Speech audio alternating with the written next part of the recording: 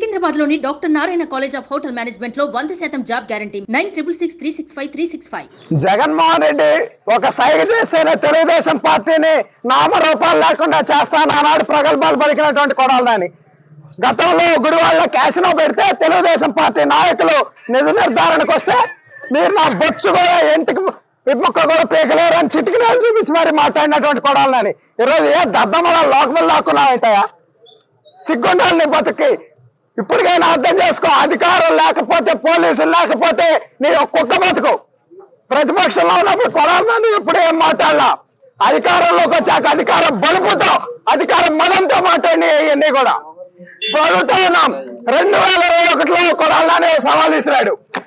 Telugu Desam party అధికారంలోకి వచ్చి చంద్రబాబు గారు ముఖ్యమంత్రి అయితే రాజకీయ సన్యాసం తీసుకుంటా అన్నాడు.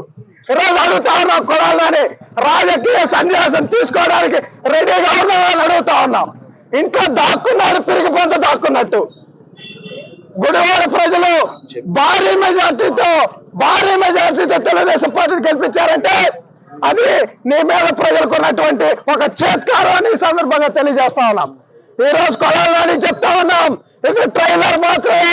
సినిమా ముందున్న రాజా లోకేష్ గారి ఆధ్వర్యంలో మళ్ళీ అంకుశ సినిమా తీపోతా ఉన్నారు.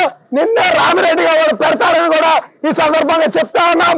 కొడాలని జనాల్లో కనిపిస్తే ఇక అదే ఆఖరి రోజు కూడా అవుతుందని ప్రజలు భావిస్తా ఉన్నారని కూడా ఈ సందర్భంగా తెలియజేస్తా ఉన్నా. పీకుతా బొచ్చు పీకు రమ్మని తాగరా, రాబోయేరా బొచ్చు పీకుతారా రండి అన్నావుగా. చంద్రబాబు స్థాయి కాదు ఇది, మా స్థాయి సరిపోతుంది. రాబోయేరా కొడాలని.